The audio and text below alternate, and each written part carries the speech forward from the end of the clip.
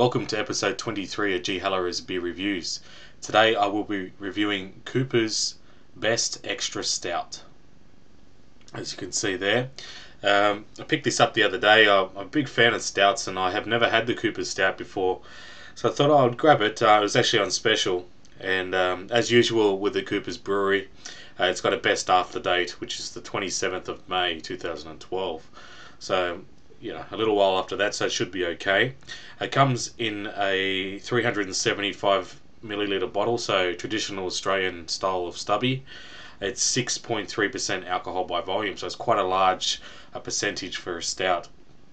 Well, not for a stout, but in comparison to some other stouts, when you look at the draft stouts, like Guinness and Murphy's, they're quite low. But these type of stouts are much higher. And the Guinness, other style Guinness, is higher as well. So some stouts can be quite high, like this one. Alright, but without raving on, I'm starting to rave on there a bit. I'll crack this beauty open. It's actually a twist top, I didn't realise that, but okay. And I'll just pour it into the great Fiji bitter glass, but I'll just turn the label around so we don't get distracted. Now this has the sediment in it as well, so I don't know if I'll get it in this whole glass because this is slightly smaller than the 375 milliliter. I'll try and get most of it in.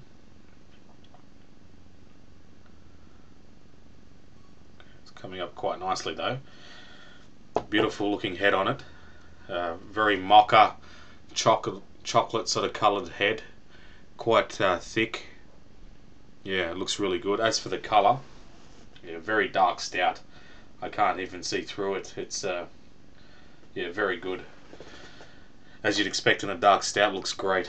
Alright, I'll just try and get a bit more of this in. I'll try and get most of it in because I think it's important as these type of beers. As I always say, you've got to get the sediment in there and the yeast. Some say no, but for me, I find it adds to the flavour.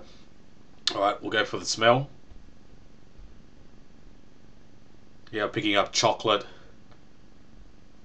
coffee, a very strong coffee and chocolate sort of flavour. The roasted malts, which is giving off the roasted malts, you can smell right through it. It's great. Very pronounced. It smells really good.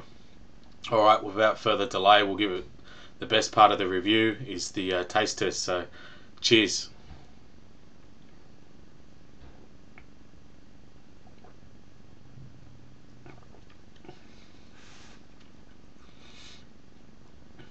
Very strong stout. Very bitter, but not in a bad way. But as I said, it's a strong stout. Straight away you get hit with the roasted malts. You get the coffee, the chocolate, and yeah, the coffee flavour, particularly with the aftertaste. The bitterness lingers in the mouth. It's very bitter, but not in an offensive way, not in a bad way, as you'd expect in a strong stout. It's quite nice actually. Yeah, I'll give it another go.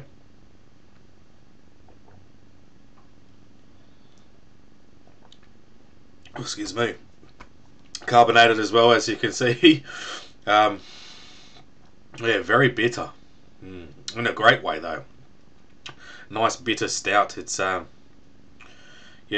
coffee sort of bitterness is there right after you have your sip. It lingers in the palate.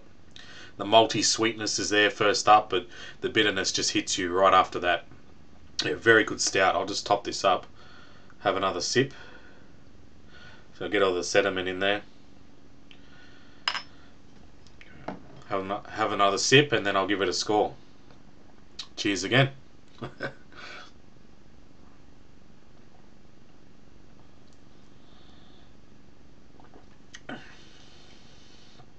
Yeah, it's a nice stout.